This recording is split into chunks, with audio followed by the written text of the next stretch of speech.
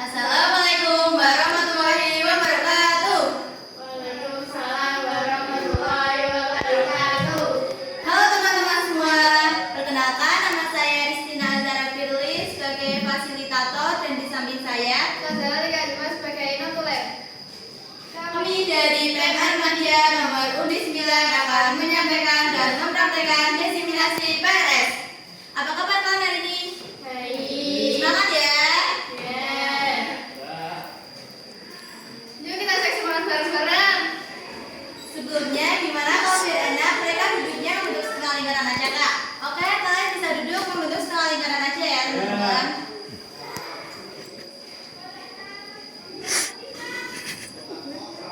Yuk kita mulai cek semangat bareng-bareng. Nanti kalian ikutin kita ya. Tepuk janji fokus. Bersemangat, bersemangat, bersemangat. Janji fokus, janji fokus, janji fokus. Saya fokus, saya bisa, saya fokus, saya paham, saya fokus, saya bisa, saya paham. Yuk sekali lagi diikuti bareng-bareng ya. Tepuk janji fokus.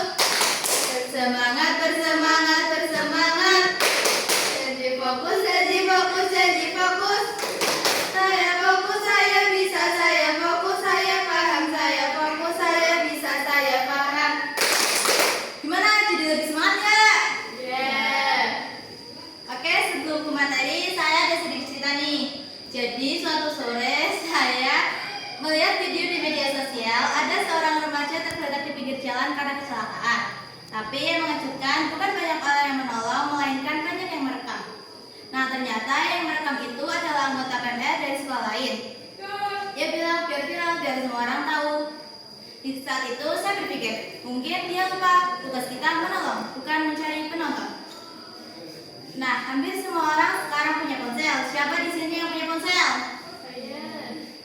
Nah, dengan ponsel itu kita cepat sekali memotret, merekam, dan mengunggah. Tapi sayangnya kita sering lupa memikirkan perasaan orang lain yang ada di balik layar itu. Di dunia digital ini, empati sering kalah oleh rasa ingin dilihat. Kita semua di sini adalah anggota PMR, pengguna remaja. Kita belajar menolong tanpa pamrih, peduli tanpa menunggu bencana. Tapi di era gadget ini, kepedulian itu juga sering diuji. Apakah kita masih bisa menolong dengan hati atau sekedar cuma di layar? Nah, dari situ saya sadar, gadget itu seperti pisau bedah. Di tangan dokter, ia menyelamatkan, tapi di tangan yang salah, ia bisa melukai tanpa sadar. Nah, sekarang kita akan belajar bersama apa saja dampak baik dan buruk dari gadget. Dan terakhir, kita akan bermain game seru yang bernama layar atau nyata. Semoga setelah kegiatan kita hari ini, kita bisa menjadi anggota PMR yang bukan hanya sikap menolong di dunia nyata, tapi juga bijak, sopan, dan berempati di dunia digital. Karena dimanapun kita berada, di sekolah, di lapangan, atau di dunia maya, misi kita tetap satu, yaitu menebarkan kemanusiaan. Nah, apa itu bijak menggunakan gadget? Ada yang tahu? Jadi, bijak menggunakan gadget artinya kita tahu kapan, untuk apa, dan berapa lama kita memakai gadget supaya bermanfaat dan gak pengen rugi diri sendiri. Kalau kita bisa ngatur waktu dan tujuan penggunaan gadget, artinya kita sudah jadi pengguna yang bijak. Nah, sekarang kita akan belajar dampak baik dan buruk dari gadget. Kira-kira di sini ada yang tahu nggak dampak positif dan negatif dari gadget? Oke, jadi saya akan menjelaskan beberapa dampak positifnya terlebih dahulu. Yang pertama, mudah mencari informasi, misalnya cari materi pelajaran atau video pembelajaran. Nah, yang kedua, bisa belajar dari mana saja, pakai video edukatif atau YouTube. Yang ketiga, komunikasi cepat, tetap terhubung dengan orang tua dan teman. Yang keempat, menambah kreativitas, edit video, desain, atau buat konten positif. Nah, gadget bisa jadi teman kita kalau kita yang mengandalkannya. Kira-kira di sini ada yang tahu nggak dampak negatifnya apa?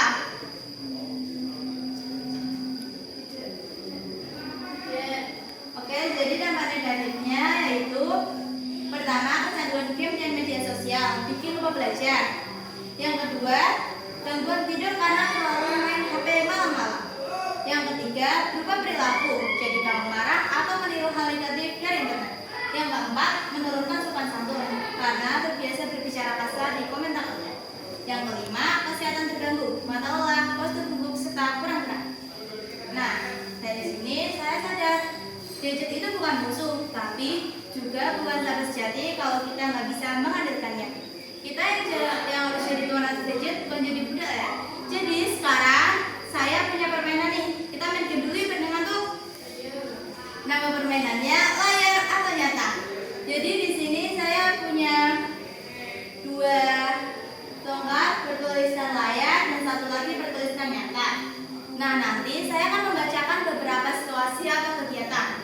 Kalau menurut kalian hal itu sebaiknya dilakukan dengan gadget, kalian bisa lompat ke sisi layar. Tapi kalau menurut kalian hal itu sebaiknya dilakukan di dunia nyata, kalian bisa lompat ke sisi nyata. Paham? Oke, kalian bisa berdiri terlebih dahulu. Kemudian bisa untuk huruf I atau satu banjar ke belakang. Siap teman-teman? Siap. Yuk kita mulai. Situasi 1. Belajar matematika lewat video YouTube. Layar atau nyata? Ya, layar, karena itu salah satu penggunaan gadget yang bijak. Kita ke situasi 2 ya. Ngobrol dengan orang tua di rumah. Layar atau nyata? Ya, nyata, karena ngobrol segitu lebih hangat dan sopan. Jangan sibuk main HP pas diajak bicara orang tua ya. Kita lanjut ke situasi 3. Membuat video edukatif tentang kebersihan lingkungan. Layar atau nyata? Ya, layar, karena itu salah satu penggunaan gadget yang kreatif dan bermanfaat. Oke, karena permainan sudah selesai, kalian bisa duduk kembali ke posisi awal ya. Wah, keren, ternyata teman-teman kalian di sini sudah banyak yang tahu mana hal yang seharusnya dilakukan di dunia nyata dan mana hal yang seharusnya dilakukan lewat layar. Kalian hebat. Oke, saya masih ada satu pertanyaan lagi. Siapa yang bisa menjawab, kalian bisa mengangkat tangan. Kita ke pertanyaannya ya. Sebutkan 2 contoh dampak positif dari gadget.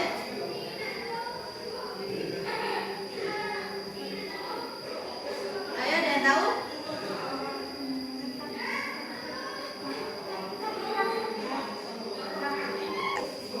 Oke, bisa berdiri terlebih dahulu.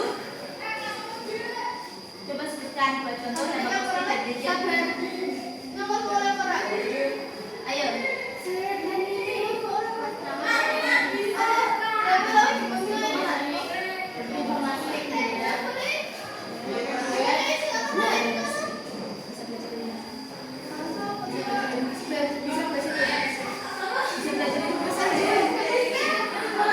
Oke, benar. Selamat ya. Oke, nah.